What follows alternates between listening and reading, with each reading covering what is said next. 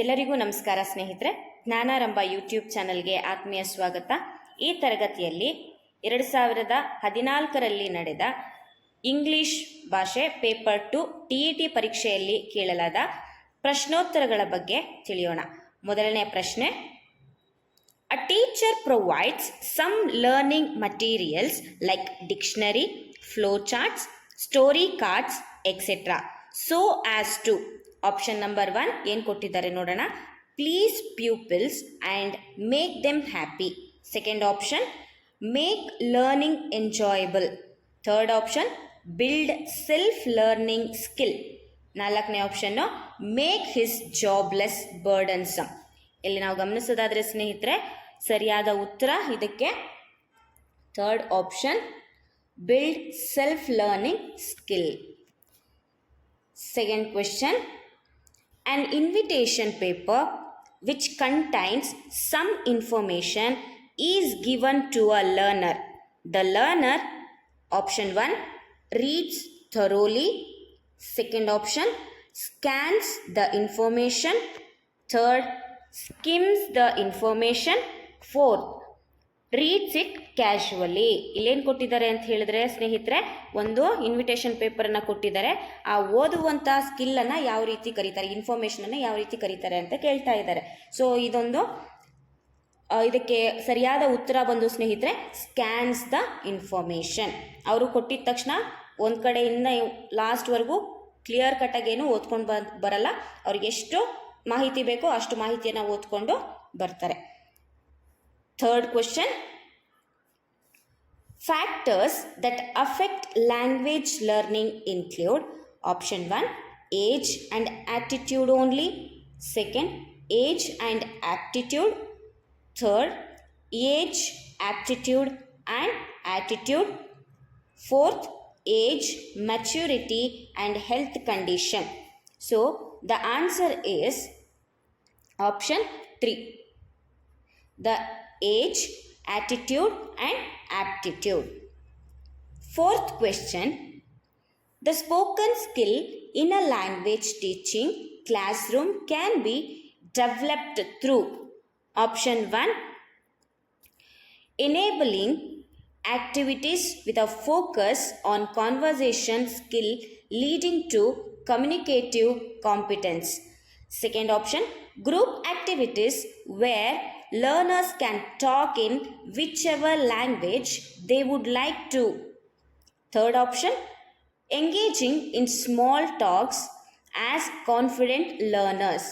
Fourth, emotionally connecting with learners. Correct option is first option. ಏನು ಕೊಟ್ಟಿದ್ದಾರೆ, enabling activities with a focus on conversation skill leading to communicative competence. Fifth question ಬಂದು, reading fluency is option number 1 ಏನು ಕೊಟ್ಟಿದ್ದಾರೆ, ability to read loud. Second, concentrating on the meaning. Third option, focusing on the words. Fourth option, comprehending the theme. The correct answer ಇದರಲ್ಲಿ ನಾಲ್ಕನೇದು, ಕಾಂಪ್ರಹೆಂಡಿಂಗ್ the theme. ಆರನೇ ಪ್ರಶ್ನೆ, sixth question, a good teacher of English, first option, provides needed materials to his peoples. Second, converses with his pupils in the native language only. Third, finds only mistakes. Fourth, creates as English atmosphere around his pupils. The correct answer is the fourth option. Creates as English atmosphere around his pupils. Seventh question, the best way for a teacher to teach grammar is, first option is inductive method, second option is deductive method, third option is structural method, fourth option is communicative method. ಯಾವುದು ಗ್ರಾಮರನ್ನು teach ಮಾಡಲಿಕ್ಕೆ best way ಅಂತ ಕೇಳ್ತಾ ಇದ್ದಾರೆ. Answer ಬಂದು inductive method. ಏನಕ್ಕೆ ಅಂತ ಹೇಳಿದ್ರೆ, inductive ಮೆಥಡಲ್ಲಿ first ಎಕ್ಸಾಂಪಲಿಂದ ಶುರು ಮಾಡ್ತಾರೆ. ಎಕ್ಸಾಂಪಲ್ ಟು ರೂಲನ್ನು ಕರ್ಕೊಂಡು ಹೋಗ್ತಾರೆ. 8th question. The teacher completely avoids using the mother tongue in which of the following method? ಯಾವ ಒಂದು ಮೆಥಡಲ್ಲಿ ಮದರ್ ಲ್ಯಾಂಗ್ವೇಜನ್ನು ಕಂಪ್ಲೀಟಾಗಿ ಅವಾಯ್ಡ್ ಮಾಡ್ತಾರೆ? ಆಪ್ಷನ್ ಏನೇನು ಕೊಟ್ಟಿದ್ದಾರೆ? Bilingual method, grammar translation method, direct method, doctor west method. ಇದರಲ್ಲಿ option 3 is the correct answer. Direct ಮೆಥಡಲ್ಲಿ mother ಟಂಗನ್ನು use ಮಾಡೋದು ಕಂಪ್ಲೀಟಾಗಿ ಅವಾಯ್ಡ್ ಮಾಡ್ತಾರೆ.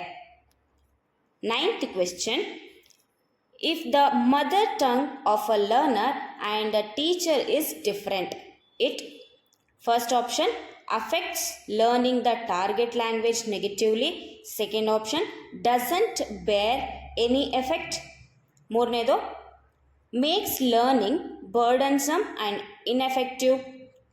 Fourth, helps the learner as he must use the target language. The answer is fourth option. Helps the learners as he must use the target language. 10th question. Language acquisition is a process which ಏನೇನು ಕೊಟ್ಟಿದ್ದಾರೆ? First option, involves imitation from others. Second option, involves forming own grammar. Third option, consists of making errors. Fourth option, contains cramming rules. So ಇದರಲ್ಲಿ correct ಆದ answer, the first one is the correct answer, involves imitation from others. 11th question. Which of the following is known as detailed study? ಯಾವುದನ್ನು detailed study ಅಂತ ಕರಿತೀವಿ ಅಂತ ಕೇಳ್ತಾ ಇದ್ದಾರೆ. Loud reading, intensive reading, silent reading, library reading. So ಇದರಲ್ಲಿ ಸರಿಯಾದ ಉತ್ತರ intensive reading. ಯಾವುದನ್ನು ಒಂದನ್ನು ಕೂಡ ಬಿಡದೆ ಪ್ರತಿಯೊಂದನ್ನು ಓದುವಂಥದ್ದು, ಡಿಟೇಲಾಗಿ ಸ್ಟಡಿ ಮಾಡುವಂಥದ್ದನ್ನು ಏನಂತ ಕರಿತೀವಿ? ಇಂಟೆನ್ಸಿವ್ ರೀಡಿಂಗ್ ಅಂತ ಕರಿತೀವಿ. 12th question. Kumar is in the habit of pronouncing the word John like Johan. What will you do? Options: nothing because he belongs to rural belt. Second, it is heredity. Third option, he is not an intelligent boy. Fourth, arrange remedial classes for him. ಏನು ಮಾಡ್ತಾರೆ? Option 4 is the correct answer. Arrange remedial classes for him. 13th question. Study of meaning in a language is known as. Option 1, syntax. Option 2, semantics. Option 3, morphology. Option 4, linguistic. ಯಾವುದನ್ನು meaning ಅಂತ ಕರೀತಾರೆ ಅಂತ ಕೇಳ್ತಾ ಇದ್ದಾರೆ. Syntax ಅಂದರೆ structure ಬರುತ್ತೆ, semantic ಅಂದರೆ meaning ಬರುತ್ತೆ, ಮಾರ್ಫಾಲಜಿ ಅಂದರೆ ವರ್ಡ್ ಬಗ್ಗೆ ಬರುತ್ತೆ, ಲಿಂಗ್ವಿಸ್ಟಿಕ್ ಅಂದರೆ ಲ್ಯಾಂಗ್ವೇಜ್ ಬಗ್ಗೆ ಬರುತ್ತೆ. ಇಲ್ಲಿ ಕೇಳಿರೋದು ಯಾವುದು? ಮೀನಿಂಗ್ ಬಗ್ಗೆ. ಸೊ ಹಾಗಾಗಿ ಸರಿಯಾದ ಉತ್ತರ ಇದಕ್ಕೆ ಸಿಮ್ಯಾಂಟಿಕ್ಸ್. 14th question. For an effective communication, one has to master. Options ಏನು ಕೊಟ್ಟಿದ್ದಾರೆ? ವೊಕ್ಯಾಬ್ಯುಲರಿ, ಎರಡನೇದು structure, third one both vocabulary and structure, fourth one mechanics of writing. ಇಲ್ಲಿ ಏನು ಕೇಳಿದ್ದಾರೆ? For effective communication one has to master. The answer is option 3, both vocabulary and structure. 15th question. Language is primarily. Language ಅನ್ನೋದೇನು ಪ್ರೈಮರಿಯಾಗಿ ಏನಾಗಿದೆ ಅಂತ ಕೇಳ್ತಾ ಇದ್ದಾರೆ. So options ಬಂದು ಸ್ಪೀಚ್, ಸೌಂಡ್, ವರ್ಡ್ಸ್, ಸಿಗ್ನಲ್ಸ್. ಇದರಲ್ಲಿ ಸರಿಯಾದ ಉತ್ತರ ಲ್ಯಾಂಗ್ವೇಜ್ ಇಸ್ ಪ್ರೈಮರಿಲಿ ಸ್ಪೀಚ್. ಇವಿಷ್ಟು 2014ರಲ್ಲಿ ಇಂಗ್ಲಿಷ್ ಪೇಪರ್ 2ನಲ್ಲಿ ಕೇಳಲಾದ ಪ್ರಶ್ನೆಗಳು. ಸ್ನೇಹಿತರೆ, ಮುಂದಿನ ತರಗತಿಗಳಲ್ಲಿ ಉಳಿದ ಪ್ರಶ್ನೆ ಪತ್ರಿಕೆಗಳ ಬಗ್ಗೆ ಚರ್ಚಿಸೋಣ. ತಪ್ಪದೆ ನಮ್ಮ ಜ್ಞಾನಾರಂಭ ಯೂಟ್ಯೂಬ್ ಚಾನಲನ್ನು ಲೈಕ್ ಮಾಡಿ, ಶೇರ್ ಮಾಡಿ, ಸಬ್ಸ್ಕ್ರೈಬ್ ಮಾಡಿ. Thank you.